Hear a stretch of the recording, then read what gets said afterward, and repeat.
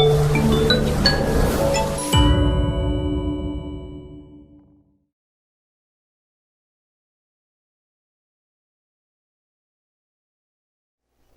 aí, galera, como é que vocês estão?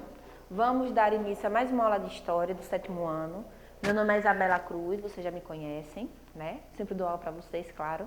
E vamos começar a dar continuidade. Na verdade, eu espero que vocês tenham gostado da aula anterior, que foi uma aula mais de atualidade, falando sobre os povos africanos, sobre as culturas herdadas. Espero que vocês tenham gostado da aula do professor Lisandro, certo? Do meu convidado, professor também aqui do Ômega. E hoje vamos dar continuidade aí a Os Povos Africanos no Brasil, capítulo 10, parte 1. Bora lá?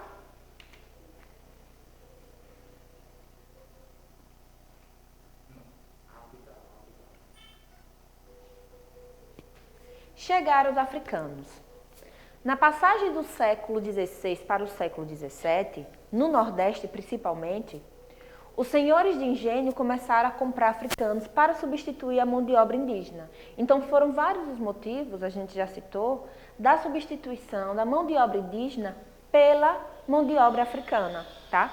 Muitos índios, eles morreram com doenças, fugiam e eram resistentes ao trabalho.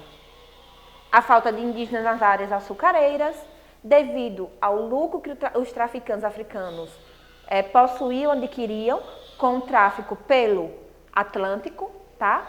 Que lucratividade, gente! Muitos homens aqui, muitos colonos, eles vão enriquecer com o comércio, principalmente com o comércio africano do tráfico pelo Atlântico. Um outro motivo são os africanos possuírem experiência com produções de açúcar nas plantações portuguesas em colônias africanas, como, por exemplo, Cabo Verde e Madeira. Certo? Já eram colônias que os portugueses possuíam no norte da África. E aí o que foi que aconteceu? Eles já possuíam também lá a prática do cultivo da cana-de-açúcar para a produção do açúcar para vender na Europa. Então, eles já sabiam, os portugueses, que aqui no Brasil daria certo. Por quê? Porque os povos africanos já tinham conhecimento. Eles já sabiam as técnicas de como plantar essa cana-de-açúcar e como produzir o açúcar, ok? Então, esses foram alguns motivos. Aqui eu coloquei uma imagem que está no livro de vocês também, que é o rapaz angolano e a moça de Moçambique. Todos os dois são dos povos bantus. Já estudamos os povos bantus e vocês lembram que os povos bantus foram dos principais povos do continente africano que mais populacionou, né, que mais trouxe pessoas aqui para o Brasil. Então, ambos indivíduos pertencem a povos bantus. Tá? E aí vocês percebem algumas características relacionadas ao Brasil. Como assim, professor? Você botou essa imagem por botar, por colocar? Não, gente. Essa imagem aqui eu quero demonstrar para vocês que possuímos algumas características semelhantes. Mesmo, às vezes, nascendo com a cor branca, clara, mas possuímos algumas características, como, por exemplo, a boca, o nariz, o formato do rosto, tá? Isso eu quero mostrar para vocês o quanto herdamos de nossas características dos povos africanos. Vamos falar agora do engenho. O que era um engenho, professora? O engenho, ele era um nome que se dava ao equipamento usado, que se dava, tá? Desculpa ali, eu não separei, mas é que se dava ao equipamento usado para fabricar o açúcar. Tá? Então, esse equipamento que era utilizado para fabricar o açúcar é chamado de engenho. Por isso que era chamado as grandes propriedades de terra que serviam como plantação da cana-de-açúcar e a produção de açúcar era chamado de engenho. Vamos ver outro ponto aqui. Com o tempo, passou a significar um conjunto que incluía as matas, o canavial, a casa de engenho, a roça, a casa grande, a senzala, a capela e a moradia dos trabalhadores livres. Então, todo esse conjunto formava um engenho. Que conjunto? A casa grande, que era chamado onde o dono do engenho, que era o senhor de engenho, que era o dono proprietário de tudo, inclusive dos escravos, certo? E ele possuía bastante prestígio na sociedade colonial. Essa casa grande é onde ele morava com a família, tá? O canavial era onde acontecia toda a plantação da cana-de-açúcar. A roça, a casa grande, como eu já falei, a senzala, que era a moradia, vocês vão ver isso mais na frente, que era a moradia do escravo. a capela, porque todo engenho possui uma capela. Lembre-se que os portugueses, que esses senhores de engenho, eles são o quê? Descendentes dos portugueses. E os portugueses possuíam o cristianismo como uma religião oficial. Então era de praxe, era de regra, se ter sempre em um engenho uma capela. E até hoje, aqui mesmo, no nosso estado de Sergipe, se vocês forem a alguns municípios remanescentes quilombola, professor, que é remanescentes quilombola, vamos falar sobre isso. Eram lugares que já foram quilombos, tá? Locais de resistência, onde os escravos, um grande número de escravos fugiam de determinada localidade, de determinado engenho, e eles iam se refugiar nesses quilombos. E aí mais tarde se tornaram cidades.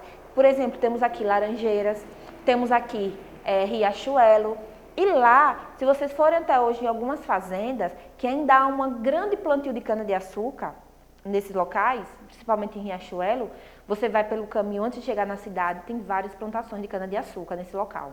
E vocês encontram ainda, claro, resquícios, ruínas de capela, tá? Capela era o local onde o padre, ele fazia a cerimônia, o casamento, todas as questões religiosas da família do senhor do engenho. E a moradia dos trabalhadores livres, porque existiam trabalhadores livres, tá? E aí vocês vão ver com mais detalhe ao longo da aula. Aqui eu coloquei um engenho colonial, tá? Aí aqui tem a casa grande, lá tem um canavial, aqui tem um provedor-mó, que era o homem que ficava fiscalizando os escravos, né? Mandando e desmandando enquanto eles trabalhavam. Vamos dizer que era o braço direito, esse provedor-mó, ele era o braço direito lá na verdade era feitor-mó. E aí todo mundo já ouviu falar, não tem uma novela da Globo, por exemplo, essas novelas aí sobre escravidão, que não tem um feitor, né? O feitor é o braço direito do senhor de engenho, que ele fazia o quê? Ele mandava e desmandava e até dava castigo nos escravos, se fosse o caso. Então era o feitor-mó, e está aqui esse homem de cavalo. Aqui temos o moinho, né? Aqui temos a senzala, lá, ó. Aqui é a senzala, a moradia dos escravos.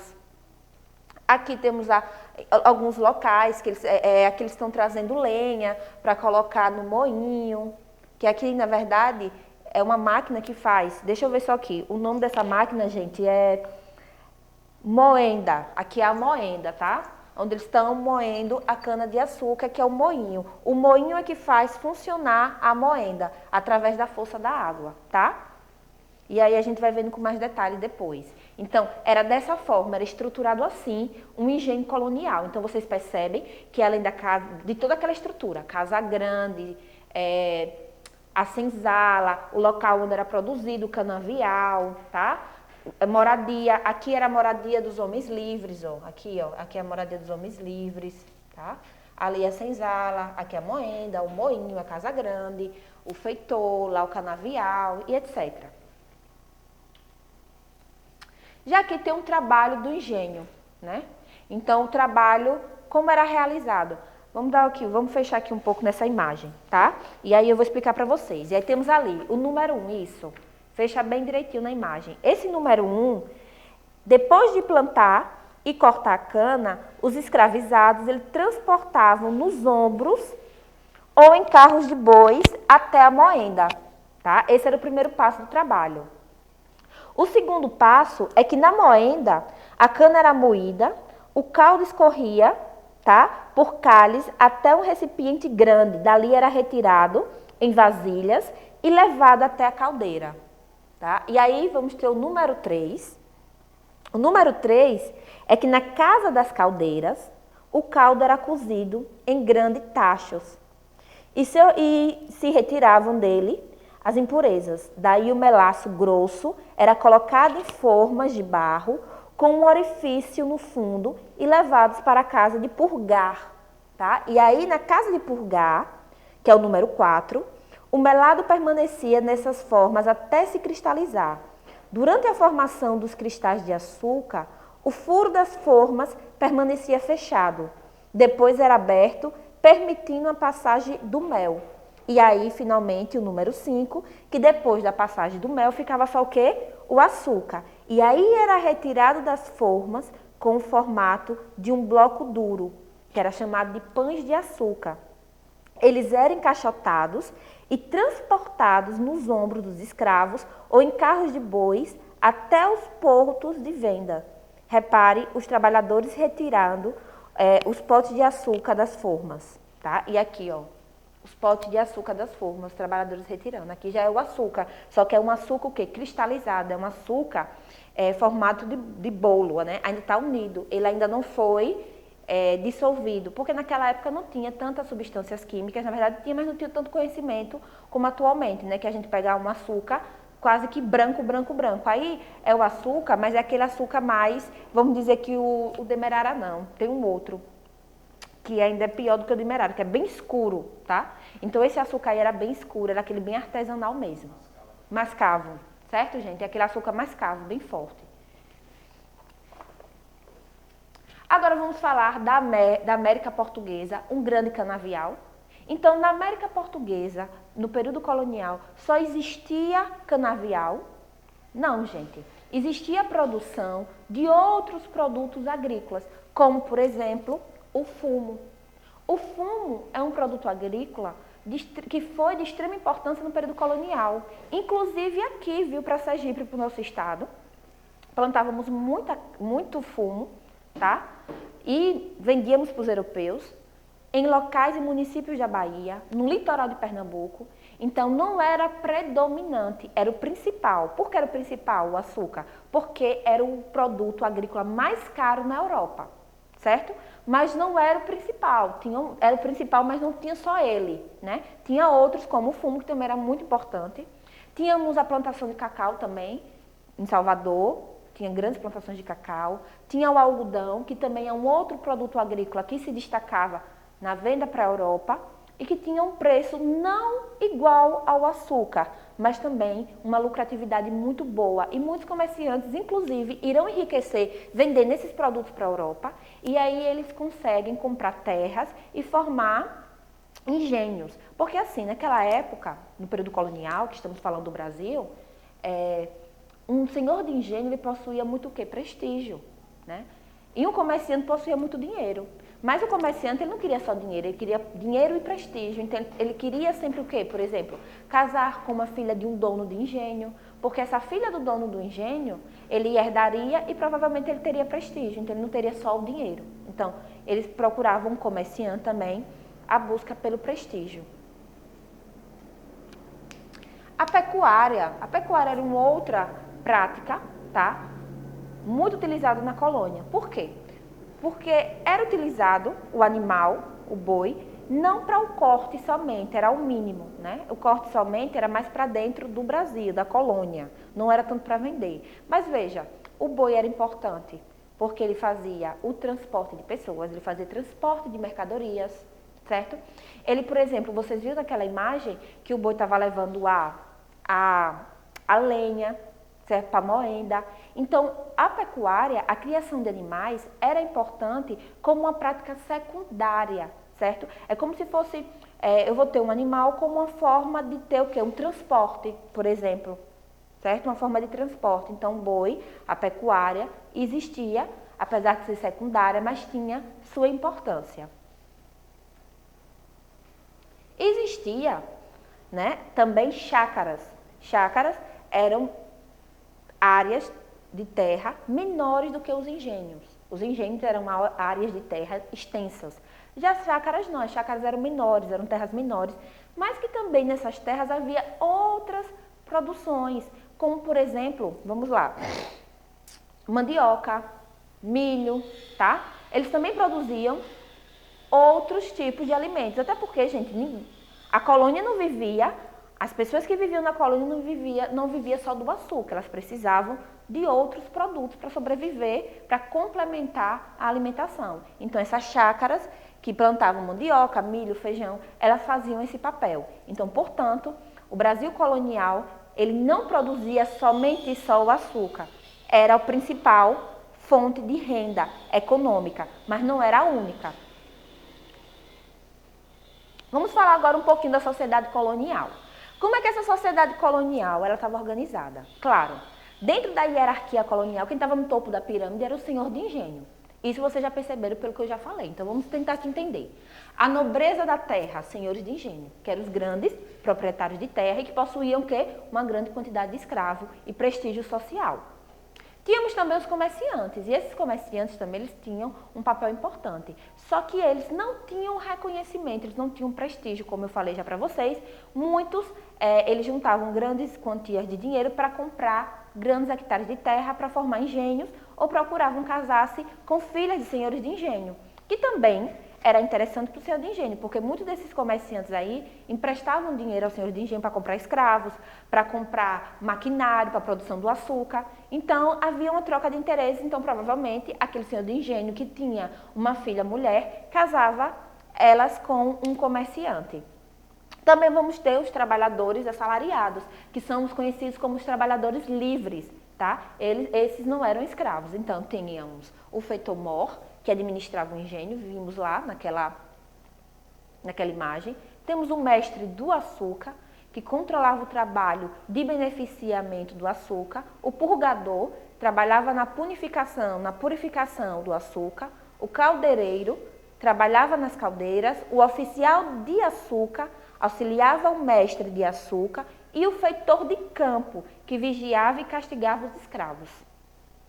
Tá? Por que tinha esse feitor de campo? Porque 80% dos escravos que viviam aqui no Brasil, eles viviam no campo, eram os escravos de campo. Eles viviam da agricultura, eles viviam plantando, pescando, colhendo, certo? Porque tinha que ter homens fortes, certo? Para plantar a quantidade de hectares de cana-de-açúcar que existia. Então, era uma minoria que ficava, por exemplo, na produção do açúcar, que ficava na casa grande, né, com a família, que era conhecido como os escravos domésticos, que faziam a comida, que eram os cozinheiros, que limpavam a casa e tal. Era 10%, certo? 80% eles estavam onde? Nos canaviais, plantando, que era onde tinha realmente, de fato, o trabalho mais árduo, mais duro. Aqui agora, que é a base do sistema colonial, que eram os escravos. Esses escravos, eles viviam onde? Na senzala. Essa senzala, ela tem um significado, eles mesmos, os próprios escravos, eles colocaram o nome da moradia de senzala, porque na língua banto significa comunidade, significa agrupamento, certo? E era onde eles dormiam, era onde eles tinham um momento de comunidade, de grupamento, então eles deram essa nomenclatura à moradia deles de senzala, e é uma palavra de origem banto.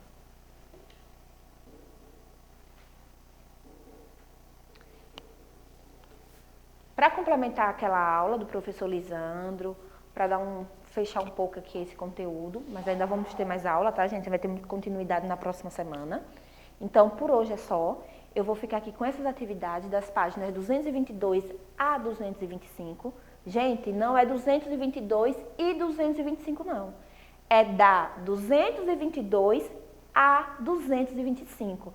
Eu quero essa atividade para o plantão de dúvidas, ok? Quero que vocês copiem sempre, pontuem as dúvidas de vocês, relacionado também aos apostilados avaliativos. Quem tiver dúvida também, tira lá no plantão de dúvidas, certo? Organizem-se, fiquem bem, um beijo.